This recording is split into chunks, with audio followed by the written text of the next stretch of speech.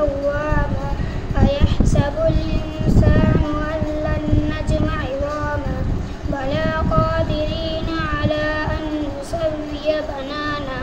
بل يريد الإنسان ليفجر أمامه يسأل أيان يوم القيامة فإذا برق البصر وخسف القمر وجمع الشمس والقمر يقول الإنسان يومئذ أين المفر كلا لوزر إلى ربك يومئذ المستقر ينبأ الإنسان يومئذ بما قدم وأخر بل الإنسان على نفسه بصيرة ولو ألقى معاذيره لا تحرك به لسانك لتعجل به إن علينا جمعه وقرآنا وإذا قرأنا فاتبع قرآنا ثم إن علينا بيانا كلا بل تحبون العاجلة وتذرون الآخرة وجوه يومئذ ناظرة إلى